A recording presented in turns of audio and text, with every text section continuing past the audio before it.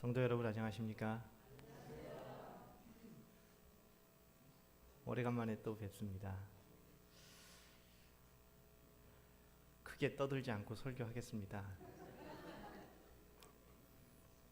귀를 기울여서 잘 들어주셨으면 좋겠습니다.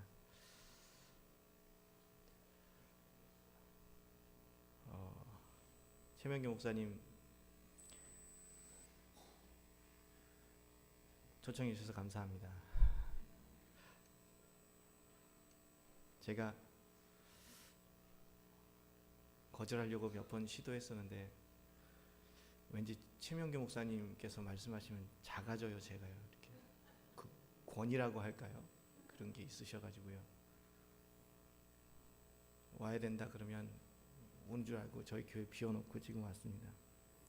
저희 교회는 제가 없는지도 모르고 오래간만에 왜 장로님을 설교를 시키셨을까 하셨을 텐데 살짝 왔습니다. 그리고 또 살짝 가려고요. 오늘 사무엘하 19장 4절에 있는 말씀을 좀 보겠습니다. 사무엘하 19장 4절입니다.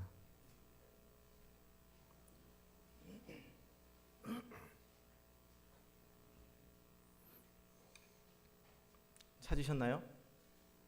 사무엘하 19장 4절입니다.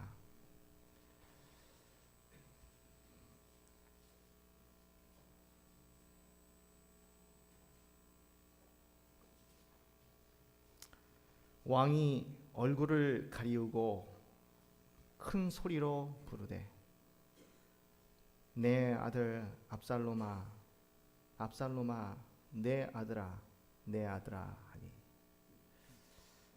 여러분 제가 이 성경절을 잘 읽었습니까? 잘 못 읽었습니까? 예? 다시 읽어드릴게요. 왕이 얼굴을 가리우고 큰 소리로 부르되 내 아들 압살롬아 압살롬아 내 아들아 내 아들아 하니. 잘 읽었습니까? 이제 뭐가 마음에 안 드십니까? 감정이 없지요. 아마 이 성경절을 잘 읽으실 수 있는 분이 여기 계신지 모르겠습니다.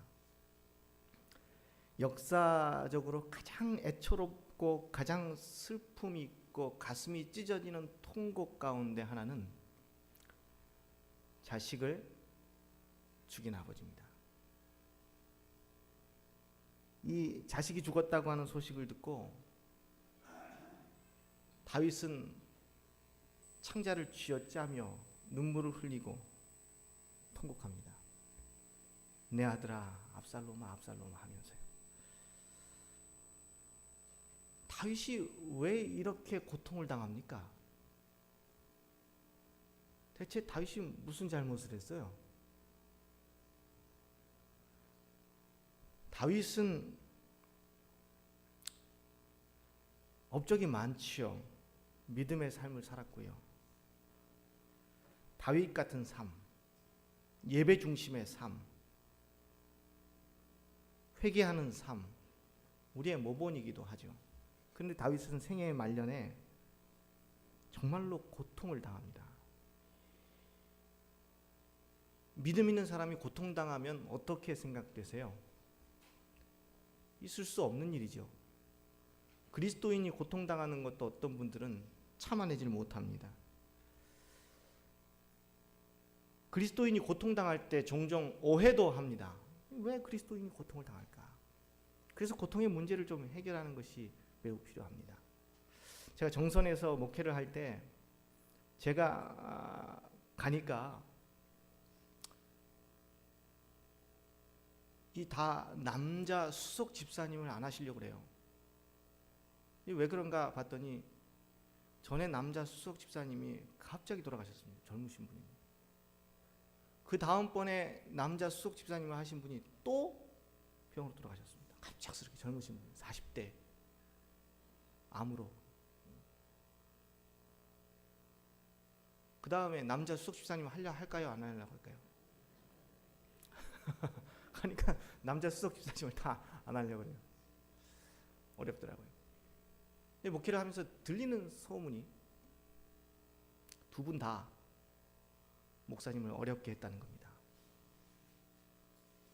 목사님께 조금 힘들게 하셨던 모양이에요. 그래서 목사님이 너무 힘들어 하셨던 차인데 한 분이 돌아가시고 또 얼마 되지 않아서 또 한 분이 돌아가셨습니다. 여러분, 목사님을 어렵게 한 이 돌아가신 집사님께서 왜 돌아가셨습니까?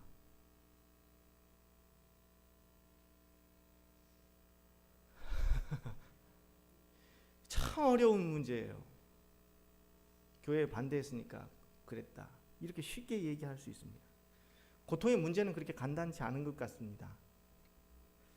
그리스도인과 비그리스도인의 고통의 차이를 통계적으로 조사해 보면 어떤 차이가 있을까요?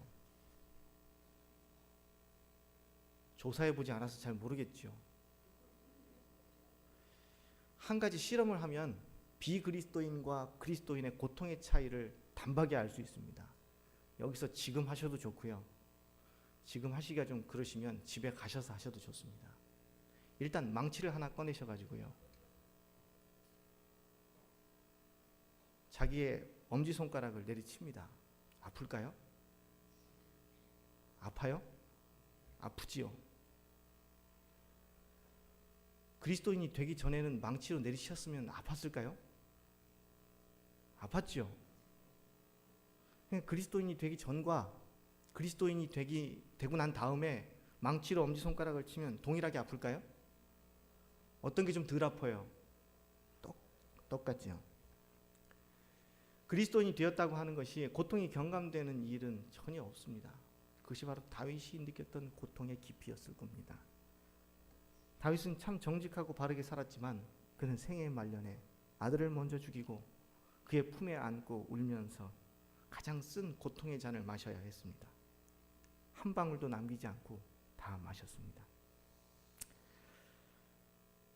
우리는 늘 고통의 문제를 엉뚱한 방향으로 해결하려고 합니다. 그러나 그리스도인들이 겪어야 할 고통의 문제는 그리스도인과 비그리스도인의 차이가 아니라 죄의 역사를 살펴보아야 할 깊이 있는 문제라고 생각이 되어집니다. 오늘 다룰 주제는 아니고요, 요즘 하죠. 고통의 역사가 있습니까, 없습니까? 그냥 고통스럽지는 않습니다. 편식을 해서 병에 걸리거나 너무 혹사를 시켜서 병에 걸리거나 아니면 정말로 힘들게 사셔서 병에 걸리는 경우들도 있습니다. 아무 연고 없이 고통이 생기지는 않는 것은 분명합니다. 모든 고통은 죄와 관련이 있기 때문에 그렇습니다. 그래서요, 교회에서 나눠줄 수 있는 하나님의 축복이 뭔지를 잘 생각하셔야 합니다. 우리가 그리스도인이 되어서 받을 수 있는 축복 가운데 여러 축복이 있습니다만은 그리스도인은 절대 아프지 않고 그리스도인들은 다 잘 살아야 하고 그리스도인들의 자녀들은 다 복받아야 한다고 생각하는 것은 일종의 맹신입니다. 요즘 교회들이 복권 장사를 하듯이 교회에 오시는 모든 분들에게 복을 나눠주려고 합니다. 이것도 잘 된다, 저것도 잘 된다. 암에 걸리신 분들한테 가가지고도 뭐라 그래요? 이 교회 오시기를 정말 잘하셨다. 왜요? 이 교회 오시면 뭐가 나니까요? 치료받으실 수 있다. 하나님께서 치료해 주실 수 있습니까, 없습니까? 있습니다. 분명합니다. 그러나 그것이 고통을 경감시키거나 반드시라고 하는 것에 토를 달면 굉장히 어려워집니다. 고통의 역사가 있는 것은 다 아는 사실이죠. 그럼 다윗의 이 고통은 어떤 역사가 있었는지 한번 살펴보아야 합니다. 다윗이 통곡하기 전 11년 전으로 올라가야 되는데요. 다윗이 아들이 있고요, 자녀들이 있었는데 11년 전에 이 다윗이 낳은 그 아들 중에서 이 암논이라고 하는 아들이 있었습니다. 근데 이 암논이라고 하는 아들이 한 여자를 좋아했는데 좋아하지 말아야 할 여자를 좋아해 버렸어요. 누굴까요? 자기 누이예요. 배가 다른 누이요. 이 배다른 형제였던 압살롬의 누이 다말이라고 하는 여자를 좋아하게 됐어요. 그렇게 돼서 어떻게 됐는가 하면 끙끙 앓게 돼요. 머릿속에 생각하는 것 이상의 감정을 느끼게 됩니다. 그래서 결국은 암논이 다말을 강간하게 됩니다. 그러면 결혼해야 될까요? 결혼해야죠. 그런데 범하고 난 다음에 어떻게 됐어요? 버려버렸어요. 같은 형제였던 압살롬이 참을 수가 없었습니다. 누구를 미워해요? 또 형제지만 이 암논을 용서할 수가 없어요. 이 압살롬의 성격이 누구 닮았을까요? 다윗 닮았어요. 아주 치밀하고 꼼꼼해요. 이 암논처럼 감정을 자제하지 못해서 일을 저지르는 게 아니라 이 압살롬은 자신의 감정을 잘 다스려요. 그런데 이 문제에 관하여서는 도저히 참을 수가 없는 겁니다. 어떻게 그럴 수가 있는가? 그래서 이 문제를 가슴에 품었어요. 그리고 계획을 짭니다. 무슨 계획을 짰어요? 살인하는 계획을 짰습니다. 결국 압살롬이 암논을 죽입니다. 좋은 집안이에요? 완전 콩가루 집안이에요. 아버지 다윗이 생각할 때 자신의 집안에 대해서 어떻게 생각하겠어요? 야, 이건 정말 있을 수 없는 일이다. 첫 번째, 다말을 강간한 것은 정말 있을 수 없는 일이에요. 더 중요한 것은 암논을 살해한 압살롬은 정말로 이해할 수 없는 무지몽매한 자식이에요. 다말은 그렇게 살아갑니다. 암논은 압살롬에 의하여 죽었습니다. 그리고 압살롬은 아버지 피해서 도망을 갑니다. 압살롬의 유랑 생활이 3년에 이어서 계속됩니다. 이 다윗의 마음속에 압살롬을 용서하고 싶은 마음은 요만큼도 없어요. 여러분, 다윗이 압살롬을 용서해야 합니까? 용서하지 말아야 합니까? 너무 어려운 선택인가요? 여러분 같으면 용서하시겠습니까? 용서 안 하시겠습니까? 예, 시장님의 말이 맞습니다. 그래도 자식인데 어떡하겠어요? 저는 압살롬의 마음을 10분 이해합니다. 마땅히 그래야죠.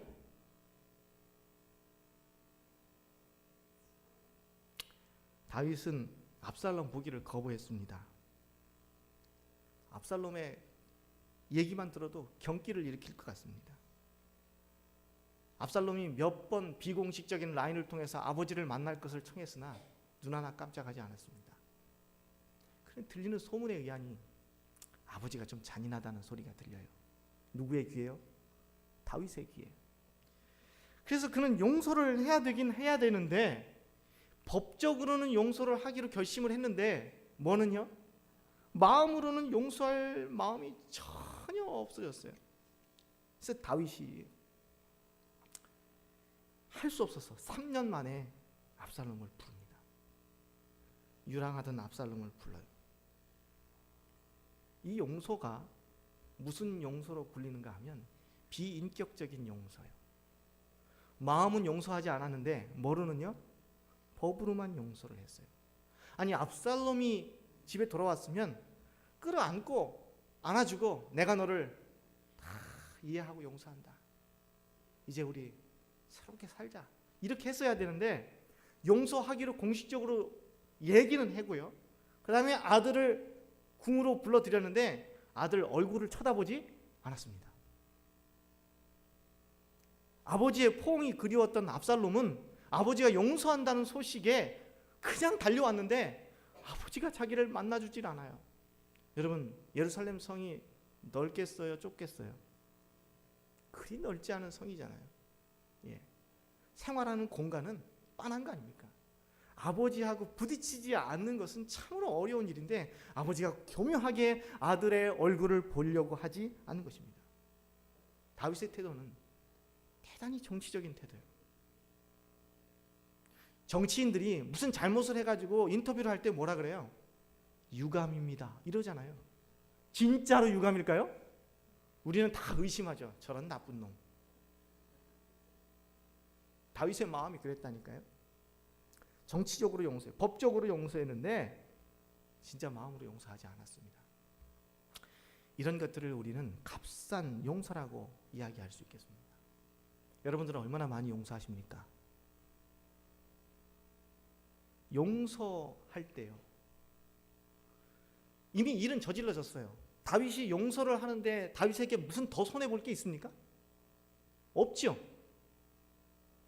근데 다윗은 마음으로 용서하지 않고 뭐라 그래요? 용서해 줄게 이야기하죠. 우리도 그와 똑같은 용서를 합니다.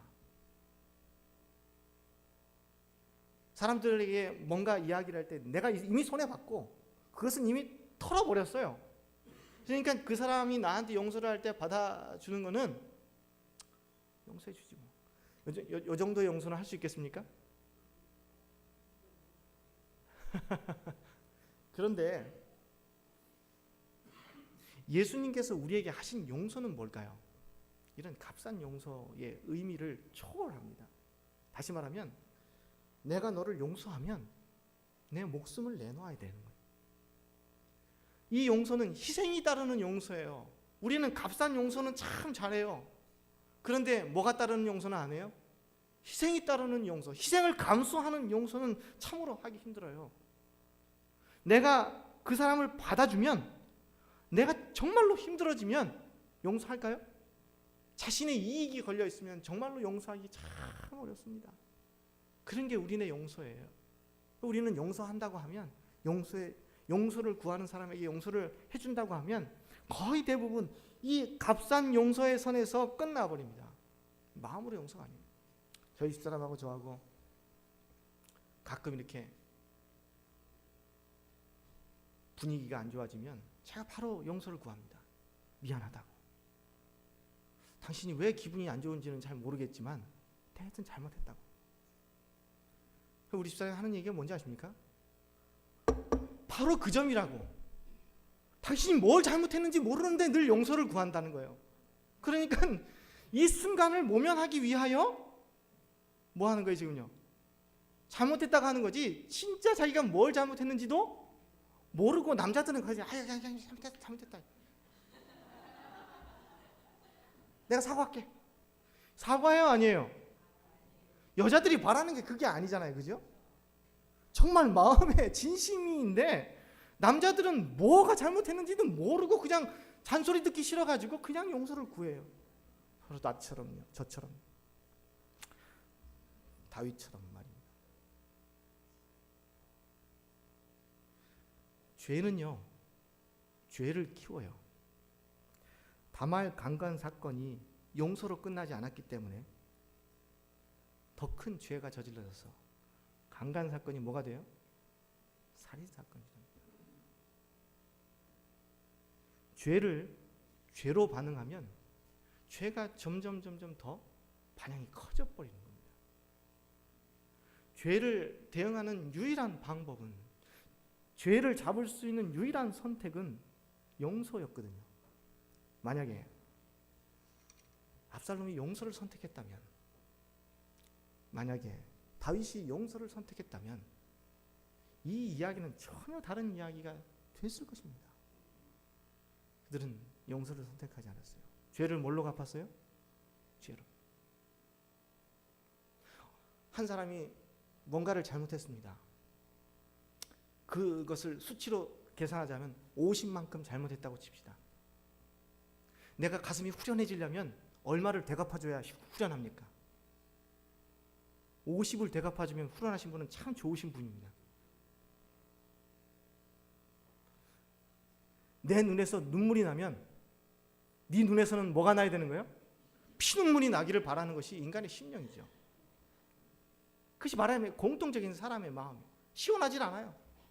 다시 말하면 죄를 죄로 대항했을 때에 점점 더 큰 죄들이 발생될 수밖에 없습니다. 용서하지 않았기 때문에 그렇습니다. 압살롬을 용서하지 않은 다윗이요. 단 한마디요. 아니요. 단 한 번의 포옹이요. 그거면 됐는데 압살롬이 또 다른 일을 계획하기 시작합니다. 압살롬 누구 닮았다고요? 다윗 닮았다고요. 지금 압살롬이 저지른 일들의 거의 대부분, 그리고 다윗의 자식들이 지은 거의들의 죄들은 다윗이 이미 다 저질렀던 죄들입니다. 뭐예요? 우리아의 아내를 범하는 것, 그리고 우리아를 죽이는 것. 다윗은 용서받았던 사람입니까? 하나님께 용서받았어요? 받았어요. 그런데 그 받은 용서를 생각하지 않고 지금 누구를 용서하지 않아요? 자식을 용서하지 않아요. 동일한 죄를 졌는데. 여러분과 저하고 똑같죠? 하나님께서 내게 주신 그 값비싼 용서의 기쁨은 내가 가지고 있으면서도 우리가 용서해 주는 것은 거의 대부분 값싼 용서만 사람들에게 나눠주려고 하는 것입니다. 죄로 대항했어요. 자비가 없었어요.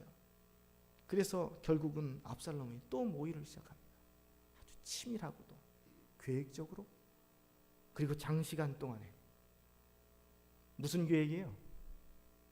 아버지를 제거하고 구테타를 일으켜서 내가 뭐가 되겠다고요? 왕이 되겠다. 압살롬이 계획을 합니다. 그리고 아버지의 신복들을 하나씩 접근을 해서 자기의 편으로 돌이킵니다. 아주 치밀하죠. 그리고 때가 되었습니다. 숫자적으로 우세합니다. 그리고 결국은 용서하지 않은 아버지의 앙심을 품은 이 압살롬이 구테타를 일으킵니다. 시편의 표현에 의하면 다윗은 그날 밤에 도망갑니다.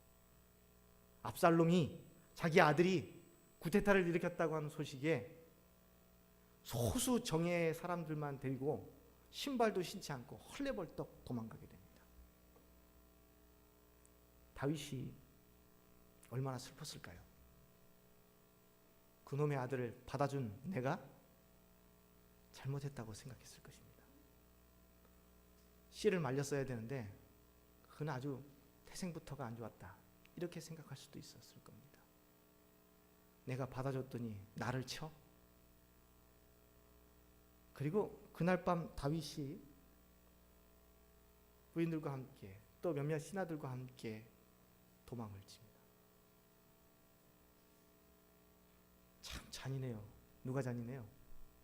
압살롬이 잔인합니다. 아버지의 후궁들을 그 궁에서 정말로 하지 못할 일들을 다 합니다. 여러분 성경을 보시면 잘 아시지 않습니까? 그런 소식들을 다윗이 듣고 난 다음에 다윗이 그 도망치던 날 밤에 별을 보면서 잘 수밖에 없습니다. 왜요? 쫓겨났어요. 하늘을 잘라고 누워서 보니까 별이 보여요. 이거 어디서 많이 보던 하늘인데요. 옛날에 사울 왕이 나 죽이려고 쫓아다녔을 때 어디서 잤어요? 광야에서 잤을 때 숱한 밤을 거의 한 10여 년 동안에 광야에서 생활을 하던 때에 보던 밤하고 똑같은 밤입니다. 다시 원점으로 돌아왔습니다. 이 별은 내가 목동 시절에 양들과 함께 잠을 자면서 봤던 별들하고 똑같은 별들이 하늘에 또 떠 있습니다. 이제 다윗은 별을 보면서 회개하기 시작합니다. 예루살렘 궁전에 천장이 막혀서 하나님을 보지 못하고 자신의 왕권만이 자신이 가지고 있는 최고의 것이라고 생각했던 다윗이요, 다시 목동의 시절로, 다시 광야의 시절로 돌아갑니다. 그리고 회개하죠. 내가 정말 다윗다운 삶을 살지 못했구나. 이제까지 나의 삶은 왕으로서의 삶이에요. 이 왕이 내 힘으로 되는 것이 아니라 하나님께서 나에게 역사해 주신 하나의 은혜였고 은총이었는데 그것을 다 망각해버리고 왕권을 마음대로 휘두르고 하나님께 엄청난 죄들을 용서받은 이 다윗이 이제 자신의 아들을 용서해 줄까 말까 쥐락펴락하는 이 권력을 누리고 있는 다윗이 하나님 앞에서 완전히 낮아지는 경험을 합니다. 그리고 다윗은 회개합니다. 시편에 보면 다윗은 그날 밤에 엄청난 고통 속에서 기도를 하면서 하나님 앞에 다시 한번 회개합니다. 다윗이 잘못한 일이 참 많지만 그 잘못한 일 가운데서 최고로 잘못한 일이 뭐였는가? 살인사건, 강간사건, 여러 가지의 잘못들 중에서 최고의 잘못은 뭐예요? 용서하지 못한 죄입니다. 이것이 다윗이 인생 말년에 가장 큰 죄입니다. 하나님의 은혜를 망각하고 용서하지 못한 죄는 뭐보다도요? 살인보다, 간음보다도 훨씬 더 큰 죄예요. 여러분은 죄인입니까? 얼마나 큰 죄인입니까? 우리는 스스로 자신에 대해서 돌아보면서 우리의 죄의 분량을 매우 낮게 취급하는 경우들이 참 많이 있습니다. 제가 일주일에 범법행위를 얼마나 많이 하겠어요? 아침에 일어나서 새벽 기도하고 밤에 자기 전에 기도합니다. 하루 종일 돌아다니면 교인들 거의 대부분 만나고요. 정말 성자처럼 생활할 수 있지 않습니까? 제가 무슨 죄를 졌겠어요? 이렇게 생각하는 순간 무너지는 것입니다. 다윗이 그것 때문에 무너졌거든요. 왕으로서의 삶에 취해 있었어요. 그래서 용서하는 기쁨과 용서의 대가를 이해하지 못하고 은혜를 망각한 채 그저 왕으로서 살아갔던 것입니다. 다윗은 고통으로 더욱더 잔인해지고 잔혹해질 수 있었지만 다윗다움을 회복했습니다. 그날 밤 다시 야훼의 침상을 펴놓고 별을 보고 자면서 하나님께 무릎 꿇고 기도합니다. 하나님, 내가 많은 것들을 잃어버렸습니다. 다시 나의 신앙이 원점으로 돌아가기를 원합니다. 내가 이제는 마음으로 압살롬을 용서할 수 있을 것 같습니다. 비록 이 압살롬이 나를 쳐서 대적하고 말을 입에 담을 수도 없는 이야기들을 지금 궁전에서 벌어지고 있지만 내가 이제는 압살롬을 용서할 수 있겠습니다. 그리고 다윗이 하나 기도한 것이 있습니다. 하나님, 압살롬을 사랑하게 도와주십시오. 그리고 기회를 주십시오. 압살롬에게 용서를 구할 수 있는 기회를 허락해 주십시오. 이제 다윗 진영의 체제가 정비되고요. 이제 압살롬의 군대와 다윗의 군대가 한판 붙을 차례입니다. 그때 다윗이 자신의 부하들에게 신신당부한 일이 뭐였어요? 내 아들 압살롬을 절대로 죽이지 말라고 했습니다. 왜요? 아직 해결되지 않은 문제가 남아 있습니다. 참 안타깝게도요. 다윗은 압살롬을 살아서 더 이상 만날 수가 없게 됐습니다. 다윗의 신하들은 그것이 잘하는 일인 줄 알고 다윗의 아들을 압살롬을 제거하고 다윗의 마음을 하나도 알지 못하고 그저 압살롬을 죽이면 자기가 1등 공신이 되는 줄 알고 아버지가 미처 하지 못한 말을 내가 다 하면서 자기가 더 큰 신하가 될 줄 알고 압살롬을 제거하게 됩니다. 압살롬을 죽였다고 하는 소식, 압살롬이 죽었다고 하는 소식이 다윗의 귀에 전해 들으면서 다윗의 마음이 어떻겠어요? 정말 찢어지는 고통을 당하게 됩니다. 용서를 했어야 했는데, 내가 용서를 구했어야 했는데, 내가 아버지로서 아들을 사랑한다고 얘기했어야 했는데 기회를 잃어버린 아버지의 울부짖음이 시작됩니다. 그것이 우리가 처음 읽었던 바로 그 사건입니다. 압살롬아, 내 아들 압살롬아, 내가 너 대신에 죽었어야 했는데, 내가 너 대신에 죽었어야 했는데.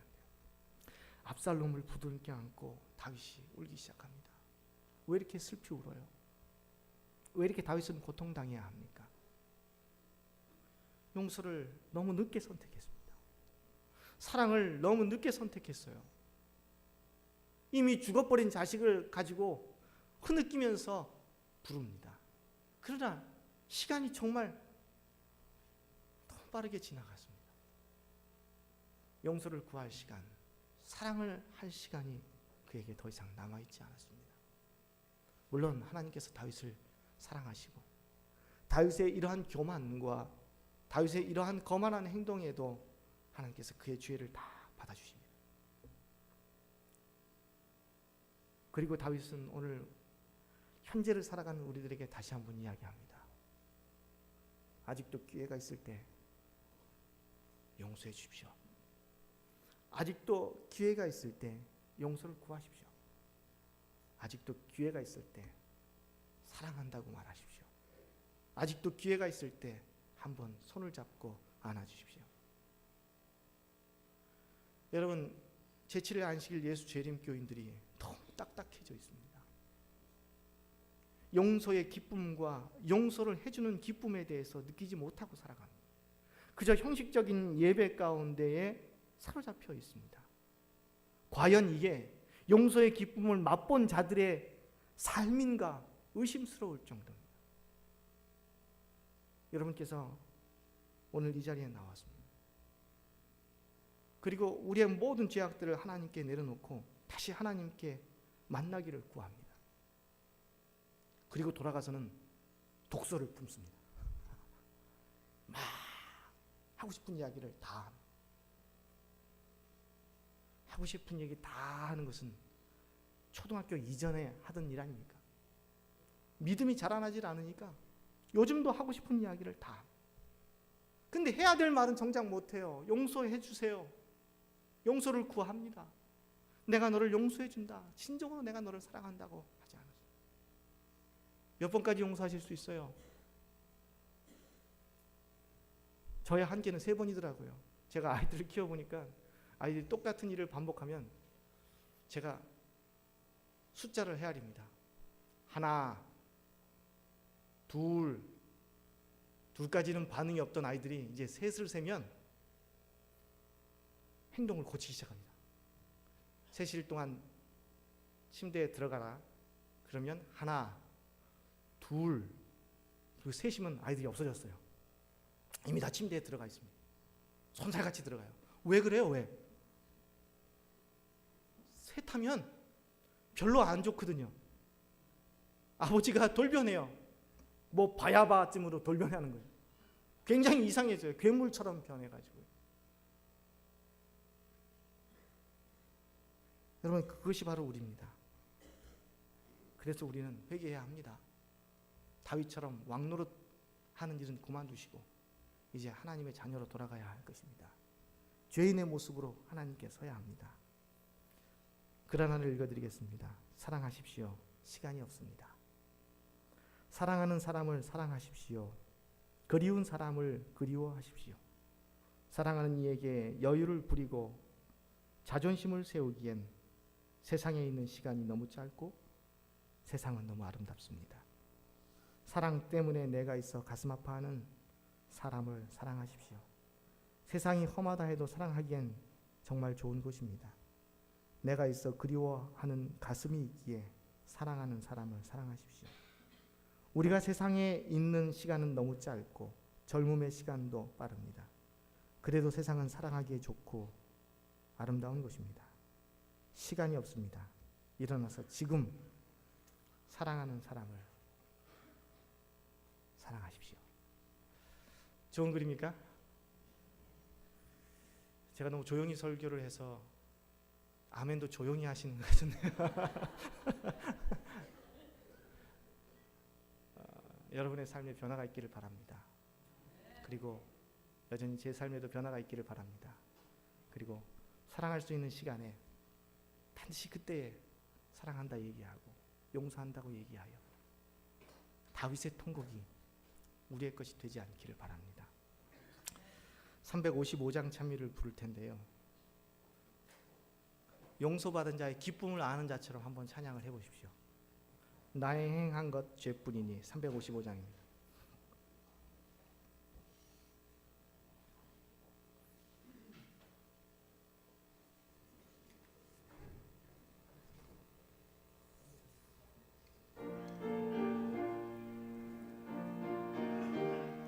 앉으셔서 부르셔도 됩니다.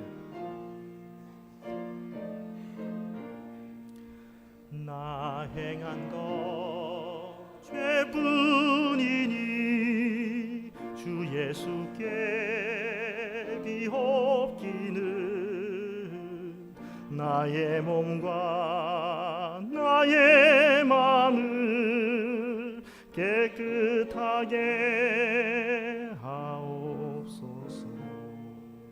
물 가지고 날 씻든지 불 가지고 사르든지 내 안과 바다 닦으사 내 속에 죄 멸하소서. 내 어두운 눈 밝히시면 참 기쁘고 고마우니 그보다 더 원하오는 정결한 마음 주옵소서. 큰 소리로요. 물 가지고 날 씻든지 불 가지고 사르든지 내 안과 바다 닦으사 내 속에 죄 멸하소서. 4절입니다. 못된 행실 다 고치고 죄질 생각 다 버리나 주 앞에서 정결하고 자랑치는 못하리라.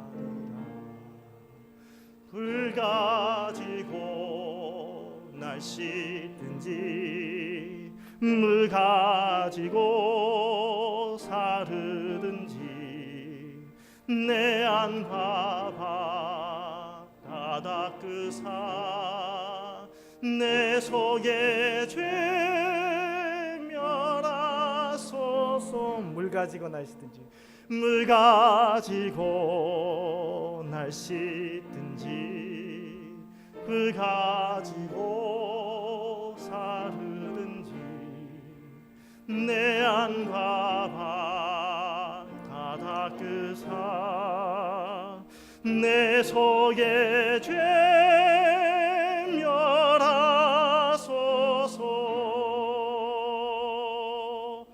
자, 기도하겠습니다. 고마우신 아버지 하나님, 오늘 다윗의 고통을 우리에게 들려주셔서 우리가 다윗의 삶을 바라봄으로 다시 한번 우리의 삶을 바라보도록 은혜를 주셔서 감사합니다. 교만한 마음을 제하여 주시고 하나님께서 우리의 죄를 용서하신 것처럼 우리도 남을 용서할 줄 아는 믿음이 있도록 하여 주시옵소서. 용서가 비록 우리의 본성과 맞지 않고 우리가 행하기에 너무나 큰 것처럼 느껴질 때라도 하나님 십자가를 보도록 은총을 베풀어 주시옵소서. 그리하여 내 속에 기쁨이 있는 것처럼 우리도 기쁨을 나누고 사랑을 나누고 고백하는 귀한 시간들이 우리 백성들에게 있도록 하나님 은총을 베풀어 주시옵소서. 예수님의 이름으로 기도하옵나이다.